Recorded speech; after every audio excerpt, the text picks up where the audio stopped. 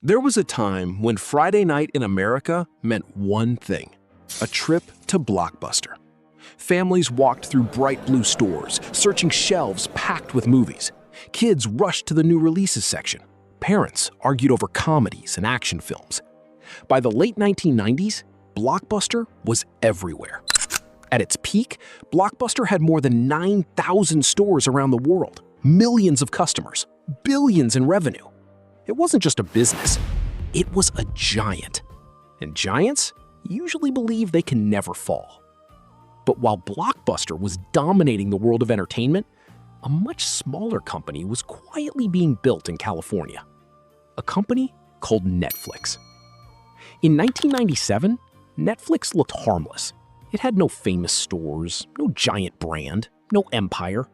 It simply mailed DVDs to customers. That was it. Customers ordered online, waited for the DVD to arrive, watched it, and mailed it back. To Blockbuster executives, the idea sounded weak, even laughable. Why would anyone wait for a movie in the mail when Blockbuster stores were already on every corner? But Netflix understood something Blockbuster ignored. People didn't love going to rental stores. They tolerated it. Customers hated driving there late at night. They hated finding popular movies sold out. They hated rushing back to return movies. And most of all, they hated late fees.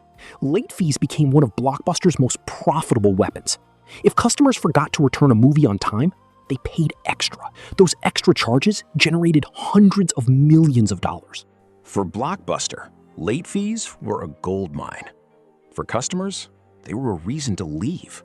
Netflix built its identity around solving that pain. No late fees. Keep movies longer. Return them when you're ready. What looked like a small convenience was actually a major shift in customer psychology.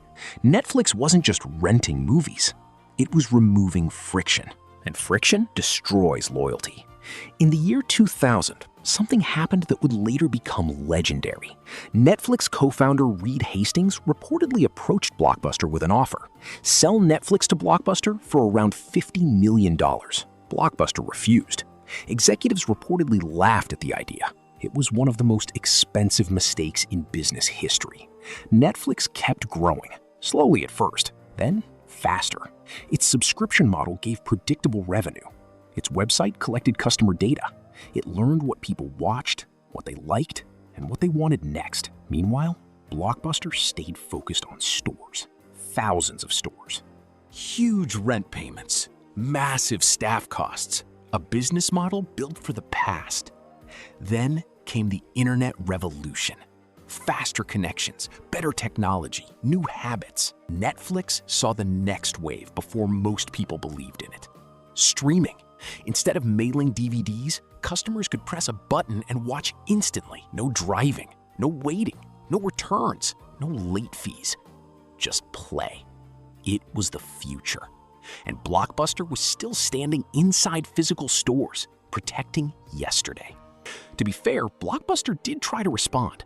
They launched online rentals, they removed some late fees, they introduced competing services, but it was late. Very late.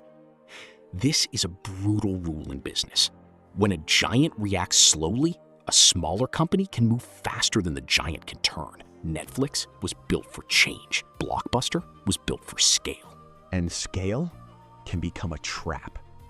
As customers shifted online, store traffic dropped, revenue weakened, debt increased, costs remained high.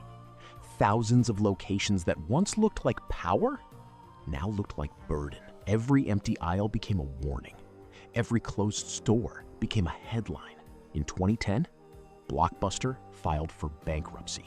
The company that once defined movie nights in America had collapsed. And Netflix, it kept climbing. From DVD envelopes to a global streaming empire, then original content, then billions of subscribers and viewers worldwide. One company protected what made money yesterday. The other built what customers wanted tomorrow. That is the real story of why Blockbuster lost everything. Business history is filled with giants who mistake dominance for safety. The markets don't reward size forever. They reward adaptation. Today, only one official Blockbuster store remains, located in Bend, A reminder that even the biggest brands can become memories. And sometimes the fall doesn't begin when a competitor arrives. It begins the moment success makes you comfortable.